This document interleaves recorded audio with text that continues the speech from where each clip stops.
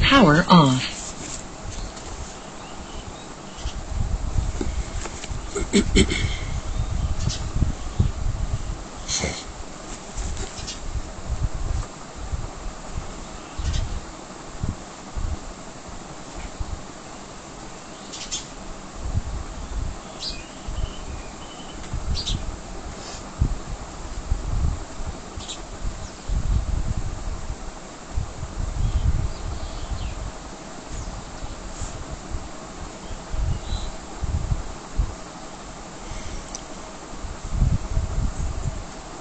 मीठे बच्चे, चलते फिरते विचार सागर मंथन करो। यह ज्ञान मंथन ही बुद्धि का भोजन है। विचार कर सर्विस की नई नई युक्तियां निकालो।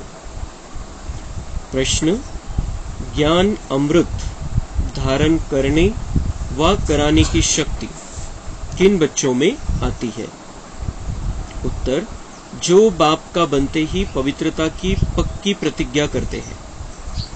बाबा कहते, बच्चे याद रखना, अगर इतना सुनते भी पवित्र नहीं बनेंगे तो बुद्धि का ताला बंद हो जाएगा। एक कान से सुनेंगे, दूसरे से निकल जाएगा।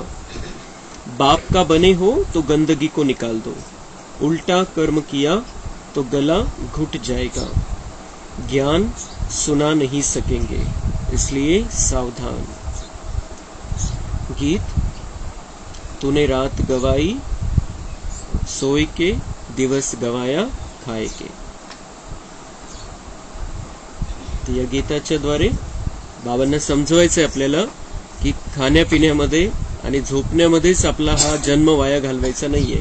हा हिऱ्यासारखा जन्म आपल्याला भेटलेला आहे, अमूल्य जीवन प्राप्त झालेलं आहे, जे सगळ्यांच्या नशिबामध्ये नाहीये। करोडोमध्ये कोणी आत्म्याच्या नशिबामध्ये हे सुंदर जीवन है। तो हमें बाबा की याद में अपने पल पल को सफल करना है। बुद्धि तेवढ्यापुरती तेवढी, जे इतर काम आहे त्याच्यामध्ये। ओम शांति। अब बाप बैठ बच्चों से पूछते हैं कि बच्चे, बेहद के बाप को अच्छी रीति से जाना है? पूछना पड़ता है, नहीं तो पूछने का कायदा नहीं है। सब जानते हैं वह हमारा माता पिता है। माता पिता मिले तो हो गए आस्तिक। माता पिता जिससे सुख घनेरे मिलते हैं। सतयुग में तो है ही प्रारब्ध, वहां आस्तिक व नास्तिक का तो सवाल ही नहीं उठता। आस्तिक नास्तिक, जानना न जानना संगम पर होता है। बच्चे अब जानते हैं जो कल नास्तिक थे, बाप और बाप की रचना को नहीं जानते थे, वही अब आस्तिक बने हैं। बाप को और अपने 84 जन्मों को जान गए हैं। कल नहीं जानते थे, आज जानते हैं। कल और आज कहा जाता है ना, आज पुरानी दुनिया है, कल नई दुनिया होगी। आज रात है, कल दिन होगा। वास्तव में भारतवासियों को तो अपने बाप को जानना चाहिए। भारत में ही सोमनाथ का मंदिर है, शिव जयंती मनाई जाती है, परंतु यह कोई नहीं जानते कि शिव बाबा कब आया था। सोमनाथ जो नाम पड़ा है, उसने कब आकर ज्ञान अमृत पिलाया था। अब तुम बच्चे जानते हो, हम बाबा द्वारा आस्तिक बने हैं। बाप ने अपना परिचय बैठ दिया है। बने बनाए ड्रामा अनुसार परिचय मिलता भी है संगम पर। तो बाबा म्हणता है, पूछने की जरूरत नहीं है, पूछना पढ़ना नहीं चाहिए, लेकिन पूछना पड़ता है कि बच्चे बाप को अच्छी रीति जान गए हो। बाबा ज्ञानाच्या हिशोबाने आपल्याला समजला। ज्ञान ठीक है कि मैं आत्मा हूं और फिर वो जो है वो परमात्मा मेरा पिता है, वो शिव है, हे ज्ञान मिळालं, सत्य ज्ञान मिळालं, सत्य पिता परमात्म्याकडून आपल्याला. पण मन आणि बुद्धीने त्याला तशा प्रकारे स्वीकारलेलं आहे का? आपण खरोखर त्याचे बच्चे झालेलो आहे का? इतर सगळ्या या लौकिक दुनियेमधून आपली बुद्धी निघाली आहे का? जसं बाबांनी काल आपल्याला स्पेशल सांगितलं कि बेहद के वैराग्य वृत्ति की जरूरत है अभी इस अंतिम समय में. तो अगर हमने बाबा को जाना है तो इस दुनिया में बुद्धि हमारी लटकेगी नहीं, अटकेगी नहीं, भटकेगी नहीं. तो बाबा कह रहे हैं चेक करो, मुझे जाना है या नहीं जाना है. माहिती मिळाली, तुम्ही बाबांचे बनले, तर बाबा म्हणताय तुम्ही आस्तिक झाले. इतके दिवस कोण होते? नास्तिक. द्वापर पासून बाबा म्हणताय नास्तिक होते तुम्ही. सतयुग त्रेतायुगामध्ये आस्तिक नास्तिकचा प्रश्नच नाहीये. तिथं परमेश्वराचं चिंतन पण नाहीये, त्याची ओळख पण नाहीये आणि त्याची आवश्यकता पण नाहीये. त्यामुळे आस्तिक आणि नास्तिकचा प्रश्न बाबा म्हणताय सतयुग त्रेतायुगामध्ये नाहीये. द्वापर मध्ये जेव्हा दुःख सुरू होतं, जेव्हा तुम्ही आठवण करायला लागतं त्या शक्तीची जिने तुम्हाला वाचवलं होतं, जिने तुम्हाला मुक्त केलं होतं या सगळ्या दुःखातून, त्याची तुम्ही आठवण करायला लागता. पण कशी आहे ती? अंधारामध्ये बाण मारण्यासारखं, क्लिअर नाहीये. तर ते जे काही केलेलं आहे आपण, बाबा आपल्याला सर्टिफिकेट देतो बऱ्याच वेळेला की तुम्ही सगळ्यात मोठे भक्त या दुनियेमध्ये, तुम्ही भक्तीची सुरुवात करणारे तुम्ही आहे. भक्त शिरोमणी जर कोणी असेल तर बाबाचे बच्चे. ही जी भक्तीची लाईन दाखवलेली, हा रस्ता दाखवलेला आपण दाखवलेला है. लेकिन फिर भी बाबा क्या कह रहे हैं? अब तुम आस्तिक बने हो जो कल तक नास्तिक थे. जब तक ज्ञान नहीं मिला था तब तक नास्तिक थे. बड़े भक्त थे हम, बड़े बड़े मंदिर बनाए, लेकिन बाबा कह रहे नास्तिक थे तुम. दुनियेमध्ये आस्तिक आणि नास्तिकचा अर्थ काय? जो ईश्वराला मानतो तो आस्तिक, जो मानत नाही तो नास्तिक. पण बाबा म्हणताय इतकी भक्ती करणारे तुम्ही, इतके मंदिरं बांधणारे तुम्ही, इतक्या तीर्थयात्रा करणारे तुम्ही, पण कसे होते? नास्तिक. का बरं? कारण ईश्वराला तर मानत होतो, पण ईश्वर कोण हे माहितीच नव्हतं, तर त्या मान्याला अर्थच नाही. म्हणून बाबा म्हणताय मैं अभी तुम्हें मेरा परिचय खुद आकर देता हूं, और ये जो परिचय है ये सिर्फ संगम पर ही मिलना है ड्रामा प्लान अनुसार. पहले किसी ने भी तुम्हें मेरा परिचय दिया नहीं, वो दे नहीं सकते हैं. क्यों नहीं दे सकते हैं? क्योंकि वो जन्म मृत्यु के चक्कर में नीचे आ गए हैं, ज्ञान को 2500 साल पीछे छोड़ दिया. और द्वापर के बाद में फिर वो जो सतयुग में ही ज्ञान नहीं था, तो द्वापर में ज्ञान आने का सवाल ही नाही. म्हणून अंदाज लावायला सुरुवात झाली की असं असेल, तसं असेल, तसं असेल. पण ते सगळे अंदाज होते, ज्याच्या त्याच्या मनाने, ज्याने त्याने, ज्याला जसं थोडाफार अनुभव आला, ज्याला जसं वाटलं तसं त्यांनी लोकांच्या भल्यासाठी त्यांना सांगितलं. वाईट हेतू नव्हता, पण सत्य पण नव्हतं. लेकिन बाबा आकर संगम युग पर, हर संगम युग पर 5000 साल के बाद अपना सत्य परिचय हमें देता है, और फिर उस सत्य परिचय को हम मन बुद्धि से स्वीकार कर उसके बनते हैं और उसके रास्ते पर चलने लगते हैं. और वो जो रास्ता दिखाता है, वो उस रास्ते की मंजिल जाती है सतयुग में. उस रास्ते पर चलकर हम पहुंच जाते हैं सतयुग में. अब तुम बच्चे जानते हो हम बाबा द्वारा आस्तिक बने हैं. बाप ने अपना परिचय बैठ दिया है. बने बनाए ड्रामा अनुसार परिचय मिलता भी है संगम पर. बच्चे जानते हैं आज नरक है, कल स्वर्ग होगा. ही दुनिया आज नरक आहे, आपण नरकामध्ये राहतोय, पण खुशखबरी ही आहे की आता स्वर्ग यायचा आहे. कल माना दूसरा जन्म हमारा सतयुग में होगा. अभी हमें यहाँ दूसरा जन्म नहीं लेना है, यहाँ से हमें सीधा परमधाम जाना है. और सीधा परमधाम जाएंगे, धर्मराजपुरी में बीच में अटकेंगे नहीं, सीधा परमधाम जाएंगे तो सतयुग के स्टार्टिंग में सीधे हम आएंगे पहले जन्म से. तो उसके लिए हमें तैयारी करनी है, उसके लिए पुरुषार्थ करना है। तो कल माना दूसरा जन्म हमारा सतयुग में होगा, हम पुरुषार्थ कर रहे हैं। आज है मृत्यु लोक, कल अमर लोक होगा। दुनिया बदल रही है। दुनिया वाले काय म्हणतात, जमाना बदल गया है। आमच्या वेळेला असं नव्हतं, आता असं आहे। लेकिन बाबा कह रहे सचमुच दुनिया बदल रही है। अब ये नरक खत्म हो जाएगा और स्वर्ग आने वाला है। कलयुग से सतयुग बन रहा है, सो तो बाप ही बनाएंगे। बाप है पतित पावन, दुनिया में इस संगम का कोई को पता ही नहीं है। संगम युग 100 वर्षाचं संगम युग, पण त्याच्याविषयी शास्त्र बनवणाऱ्यांना किंवा भक्ती मार्गामध्ये असणाऱ्यांना कोणालाच माहिती नाहीये। हे फक्त आपल्याला माहिती पडतं, ते पण केव्हा, जेव्हा आपण कोर्स करतो, मुरली ऐकायला लागतो, तेव्हा संगमयुग आपल्याला समजतं। भक्ती मार्गवाल्यांना हा विषयच नाही त्यांच्या पुढे, त्यांना 4च युग माहिती आहे आणि मेन युग त्यांनी स्किप केलेलं आहे, त्याला विसरूनच गेलेले आहे। तर मग संगम युगामध्ये जो नाहीये सतयुगामध्ये येऊच शकत नाही। त्यामुळे त्यांना ती भावनाच ही असते की जन्म मृत्यूच्या चक्रात यायचं नाहीये, कारण त्यांनी चांगली दुनिया बघितलेलीच नाहीये।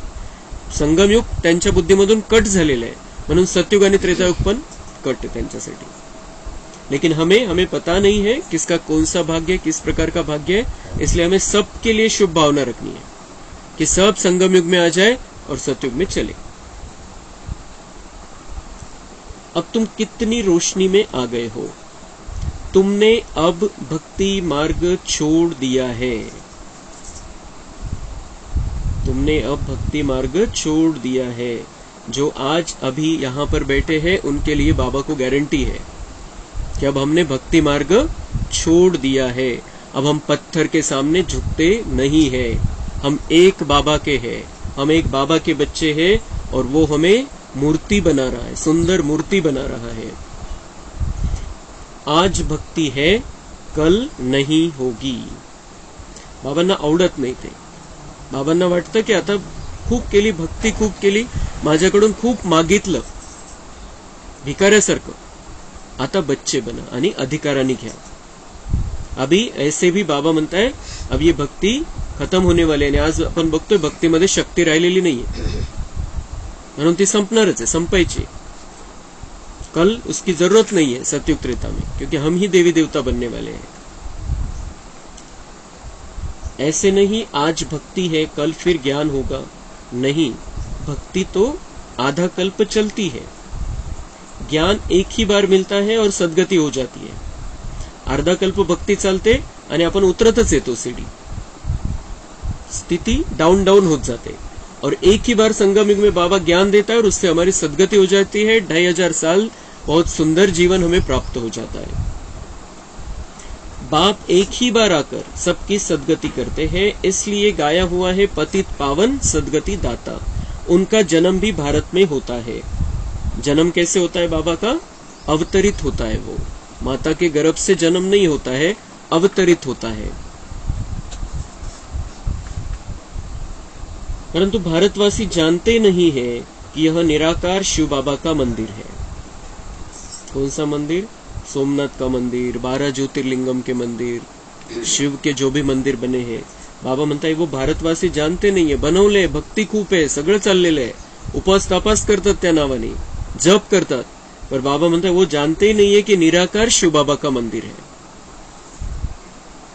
कहाँ ज्योति का मंदिर है?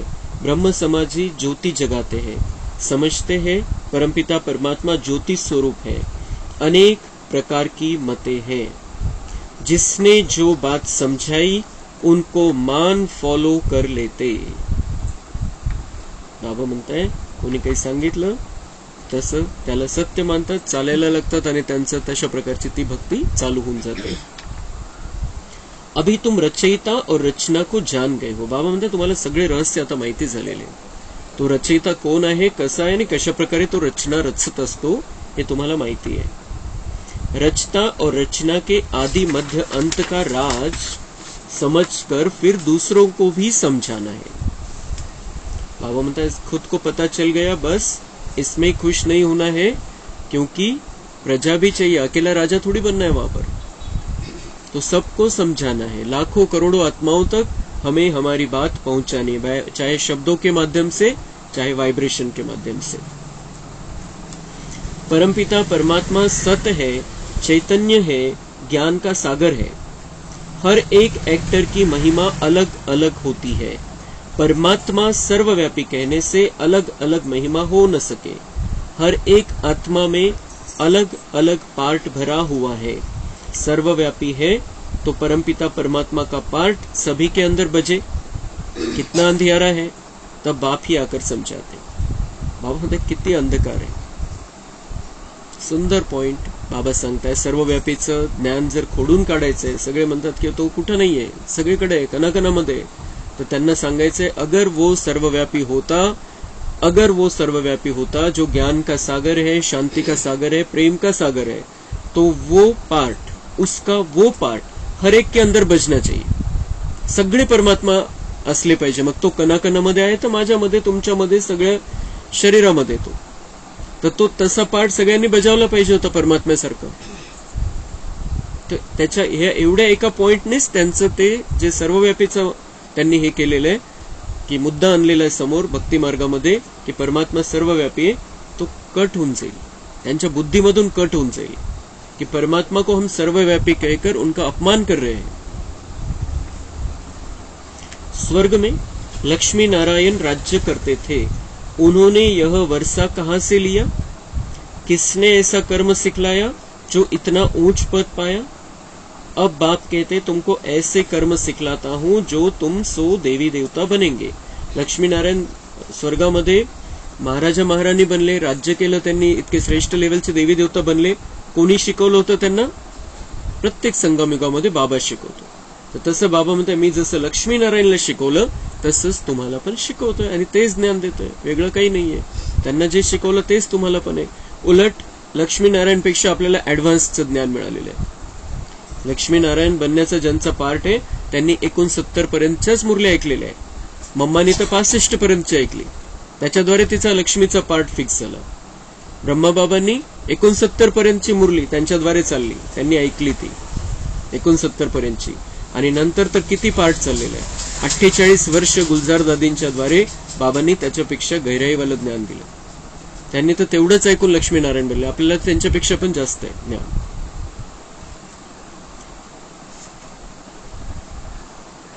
स्वर्ग में तुम बहुत मालामाल थे, बाप से ही वर्षा लिया था। बाबा तर तुम्ही मालामाल होते, पण वारसा हक्क कुठून घेतला होता? संगमयुगामध्ये पुरुषार्थ करून। तो जरूर बाप ने ही आकर भारत को स्वर्ग बनाया है। बाप कहते बच्चे चलते फिरते ऐसे विचार सागर मंथन करो, यह बुद्धि के लिए खाना है। बाबा म्हणताय शरीराला भोजन देता, अन्न देतो आपण शरीराला, त्याद्वारे ते शरीर चालतं, पण बुद्धी करता भोजन कोणते? ज्ञानाचं मंथन करा। बाबाने जे सांगितलेले, बाबा जे सांगतो त्याच्या मागची गहराई बघायची आपण। बाबा ने ऐसा क्यों, फिर ये मेरे बारे में क्या है, मेरे बारे में बाबा क्या कह रहा है, इस तरीके का मंथन हमें करना है। मेरा पार्ट बहुत ऊंचा है, ये पक्का रखना है बुद्धि में। मैं बहुत श्रेष्ठ लेवल की देवता थी, फिर से बाबा मुझे बना रहा है, और उसके लिए मुझे इस ज्ञान में, इस रास्ते पर पक्का बनकर चलना है।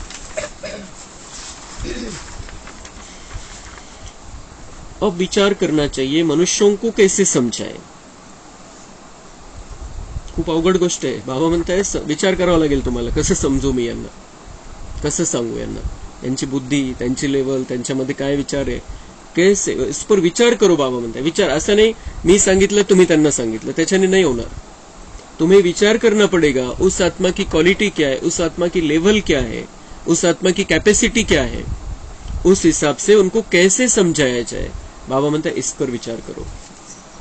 समझाना है, अब है संगम, दुनिया बदल रही है। सगळ्यात महत्वाची गोष्ट समजून सांगा। बाबा म्हणताय अब है संगम युग, कलयुग समाप्त होने वाला है, सतयुग आने वाला है, दुनिया बदल रही है।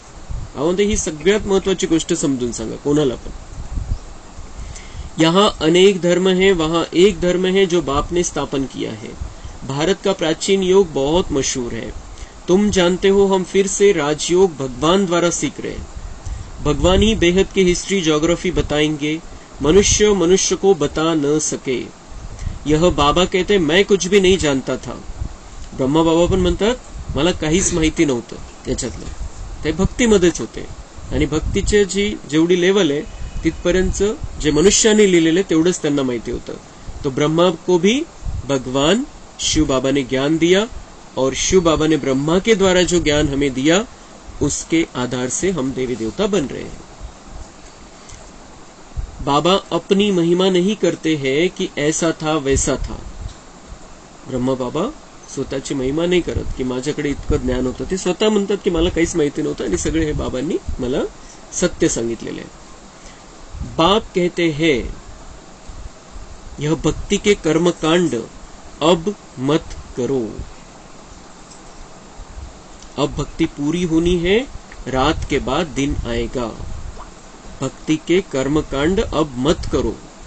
क्लिअर कट स्पष्ट भाषेमध्ये बाबा म्हणतात कर्मकांड मत करो. जे भक्त भक्ती करताय आणि बाबांचे बच्चे बनलेले त्यांना सांगायचं नाही बाबाने आज असं सांगितलंय काही करू नका तुम्ही पूजा पाठ वगैरे काही करायचं नाही. त्यांना नाही सांगायचं है. जो हम बाबा के बच्चे पक्के बच्चे उनको बाबा कह रहा है कि तुम्हें अब ये कर्मकांड करने की जरूरत नहीं है. मेरे आने तक किया ठीक है, लेकिन जिसके लिए किया वो मिल गया, वो आ गया, वो ज्ञान दे रहा है, भक्ति का फल मिल रहा है, तो अभी रिवर्स में नहीं जाना है.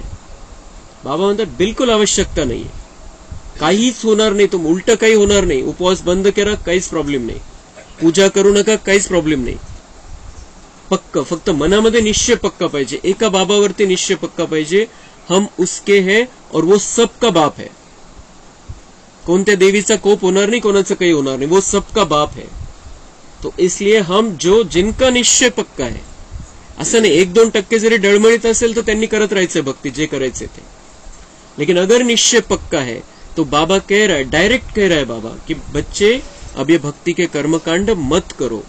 जरूरत नहीं है, जब जरूरत थी मैंने नहीं रोका, मैंने उधर से नहीं रोका तुमको, करते रहे तुम और लोगों को भी वही रास्ता बताते रहे, लेकिन अब तुम्हें ये करने की जरूरत नहीं है, मत करो म्हणताय बाबा डायरेक्ट. अब तुम मास्टर नॉलेजफुल बन रहे हो. अब बाप कहते बच्चे याद रखना, पवित्र नहीं रहेंगे तो कितना भी सुनेंगे, एक कान से सुनेंगे दूसरे से निकल जाएगा. पहले पवित्रता की प्रतिज्ञा करो, नहीं तो पापों का बोझ कटेगा नहीं. पावन नहीं बनते हो तो और ही जोर से गिरते हो.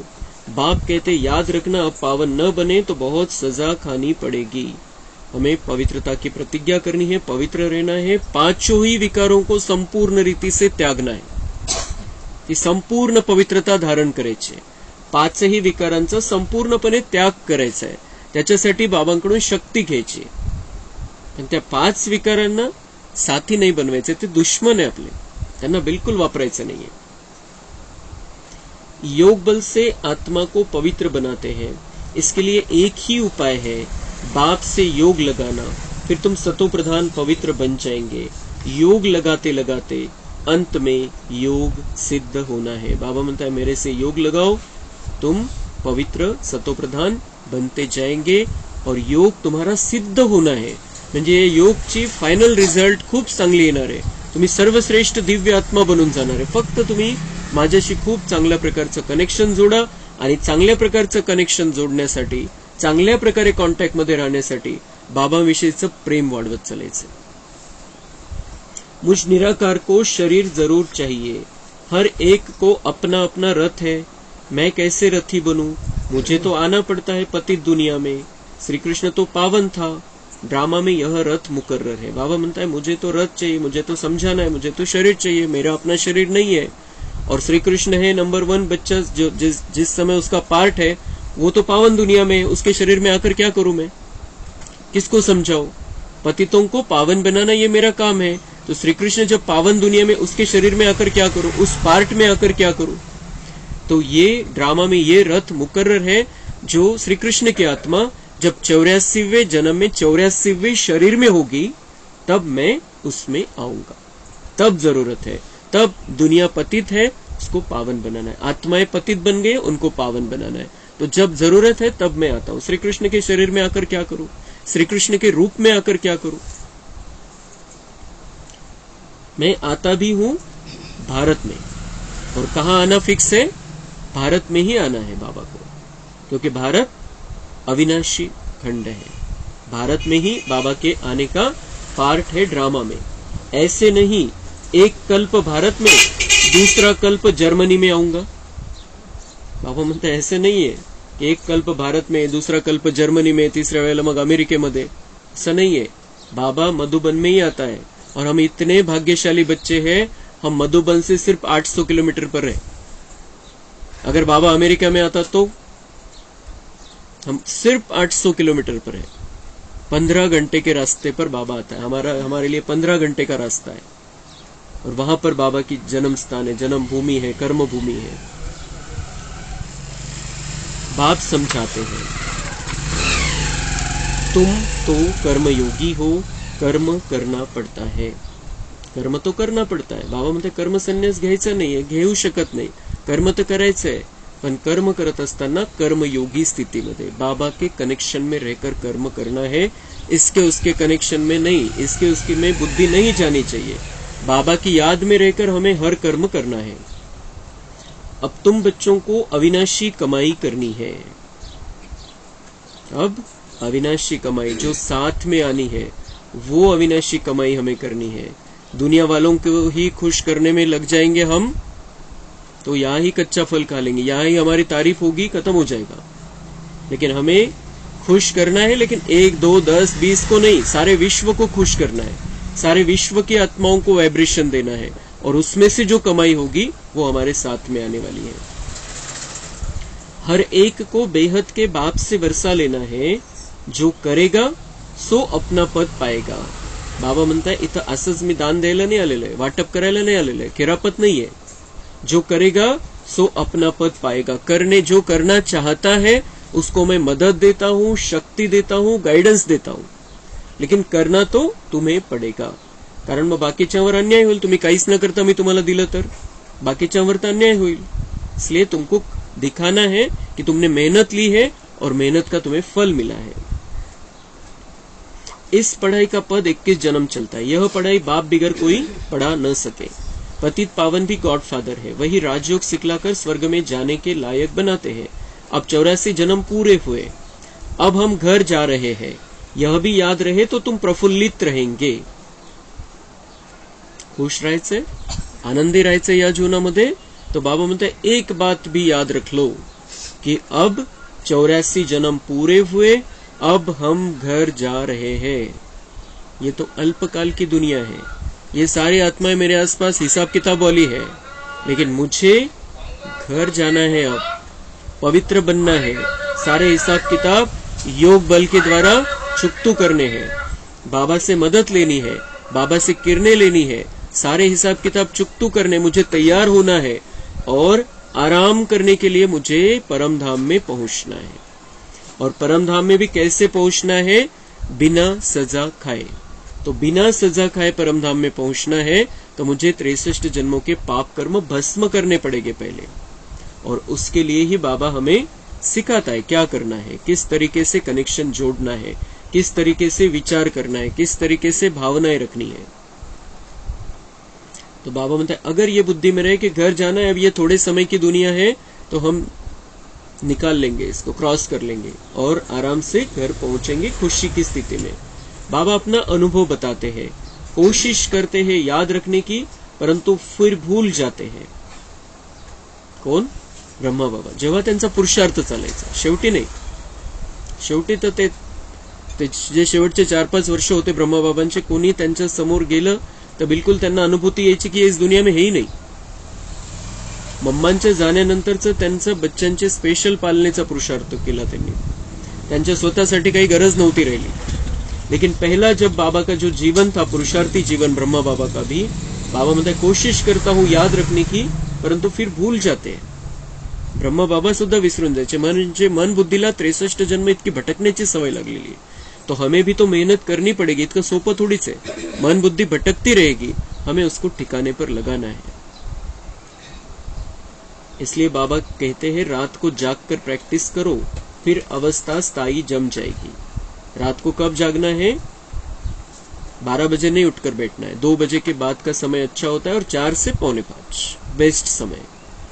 तो उस समय बाबा म्हणता है रात को जागकर प्रॅक्टिस करो, सेटिंग होऊन जाईल तर दिवसभरामध्ये बुद्धी त्या प्रकारे चालेल।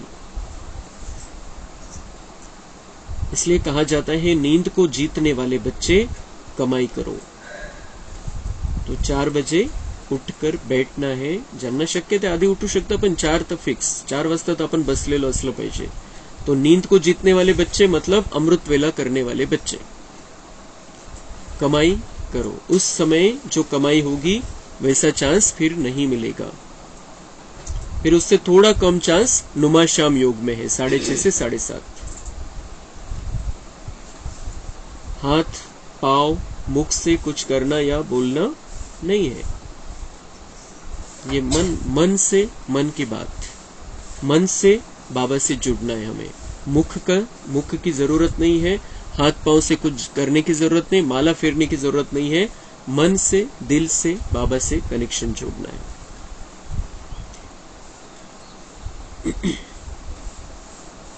अच्छा, मीठे मीठे सिक्के लधे बच्चों प्रति माता पिता बाप दादा का याद प्यार और गुड मॉर्निंग। रूहानी बाप की रूहानी बच्चों को नमस्ते। हम रूहानी बच्चों की रूहानी बाप दादा को याद प्यार गुड मॉर्निंग नमस्ते। वहाँ बाबा वहाँ, शुक्रिया बाबा शुक्रिया। धारणा के लिए मुख्य सार है कर्मयोगी बनकर रहना है। कर्म करते भी बाप को याद कर सतोप्रधान बनने का पुरुषार्थ करना है। असं नाही की काम खूप आहे म्हणून मी मग होतच नाही, माझ्याकडून पुरुषार्थच होत नाही। बाबा म्हणतात थोडं बसा, 5 मिनिट बसा, अर्धा तास बसा, सकाळी अमृतवेला करा, दिवसभरामध्ये कामच काम आहे। तो कर्म करते हुए बाप को याद कर सतोप्रधान बनने का पुरुषार्थ करना है। कर्मयोगी जीवन बनवायचे आपल्याला। कर्म करते हुए बाप को याद कर सतोप्रधान बनने का पुरुषार्थ करना है। खूप मोठी युक्ती बाबा सांगतो याच्यामध्ये कि सतोप्रधान बनने का पुरुषार्थ ऐसे नहीं कि बैठ जाओगे तुम एक रूम में जाकर या बाबा के कमरे में जाकर बैठ जाओगे दिन भर। सतोप्रधान बनने का पुरुषार्थ ऐसे भी हो सकता है कि कर्म करते हुए बाबा को याद करो। बाबा की किरणें आ रही है, बाबा साथ में है, बाबा मुझे मदद कर रहा है ये काम करने में, बाबा मुझे वाइब्रेशन दे रहा है, बाबा शक्ति दे रहा है, बाबा इधर से देख रहा है, उधर से देख रहा है मुझे, मैं परमधाम राउंड लगा रहा हूं, मैं बाबा के सामने हूं, बाबा से किरणें ली नीचे आया और ये काम कर रहा हूं। तो बाबा म्हणता हे जरी तुम्ही कराल तो सतोप्रधान बनने का पुरुषार्थ है ये, और इस पुरुषार्थ से तुम अपना सर्वश्रेष्ठ भाग्य बना लोगे। फुर्सत नहीं है, हा जो बहाना आहे हा संपूर्ण रीतीने आजच्या मुरलीच्या द्वारे संपूर्ण टाकायचा आपल्याला कि मुझे समय नहीं है। ये बहानेबाजी का खेल अब बंद कर देना है, क्योंकि बाबा क्लियर कट और डायरेक्ट बोल रहे हैं कि कर्म करते भी बाप को याद कर सतोप्रधान बनने का पुरुषार्थ करना है। अपनी हर चलन से बाप टीचर गुरु का शो करना है। हम घर जा रहे हैं, इस स्मृति से सदा प्रफुल्लित रहना है। वरदान, महावीर बन हर संकल्प को स्वरूप में लाने वाले सदा विजयी सफलता मूर्त भव। जो भी विशेष संकल्प लेते हो उसमें दृढ़ रहो। संकल्प करते ही उसका स्वरूप बन जाओ तो विजय का झंडा लहरा जाएगा। ऐसे नहीं सोचो देखेंगे करेंगे, गे करना अर्थात कमजोर बनना। ऐसे कमजोर संकल्प करना अर्थात माया से हार खाना। बाबा म्हणता है जो भी संकल्प लेते हो अपने पुरुषार्थ के लिए, अपने आप को इस युग में तैयार करके सतयुग में लेकर चलने के लिए, जो भी संकल्प चांगले संकल्प येतात मनामध्ये, असं करायचंय तसं करायचंय, तर बाबा म्हणताय लगेच त्याच्यावरती प्रॅक्टिकल करा।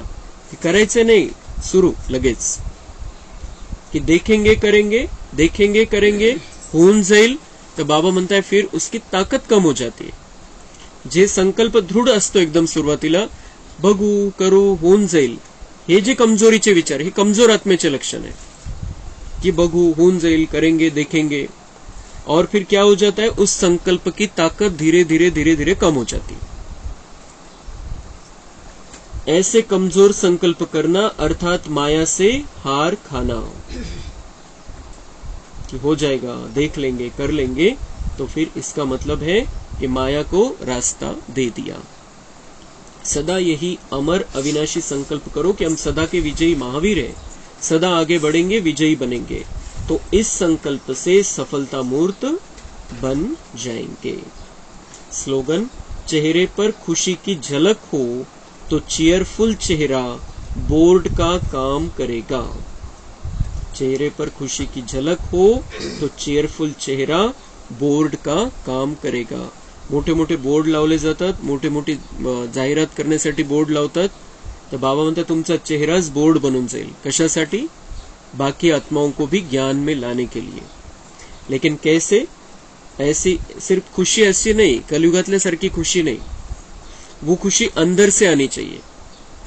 दुनियामध्ये तर डाउट येतो कि तुम जो इतना मुस्कुरा रहे हो, क्या गम है जिसको छुपा रहे हो। वरतून तर हसताय पण नक्कीच काहीतरी लपवताय।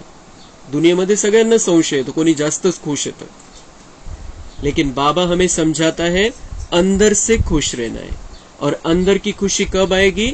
जब हम बाबा के बनकर रहेंगे, बहुत पक्के बच्चे बनकर रहेंगे, बहुत अच्छे से बाबा को पहचान लेंगे, स्वमान में रहेंगे कि मैं साधारण नहीं हूं, मैं देवकुल की महान आत्मा हूं, मैं फरिश्ता हूं, मैं बाबा की परी हूं, मैं सतयुगी महान आत्मा हूं, मैं मास्टर सर्वशक्तिवान हूं।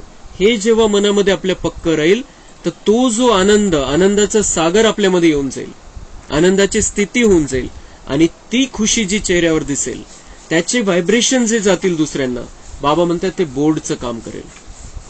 त्यांना त्यांच्या मनामध्ये हे येऊन जाईल की इनको कुछ मिला है। असं नुसतं हसल्यामुळे नाही, त्यांना नाही वाटणार तसं काही कि इनको कुछ मिला है जो बहुत ऊंचा है, बहुत श्रेष्ठ है, बहुत दिव्य है, और हम भी ये कर सकते हैं, हमें भी ये करना चाहिए, इनके जैसा भाग्य बनाना चाहिए। लेकिन जब आंतरिक खुशी चेहरे पर आएगी तो बाबा म्हणता है वो बोर्ड का काम करेगी और वो भी इस ज्ञान मार्ग में चलने लगेंगे। अच्छा, ओम शांति। कम बोलो, धीरे बोलो, मीठा बोलो, सत्य बोलो, सोच समझ कर बोलो,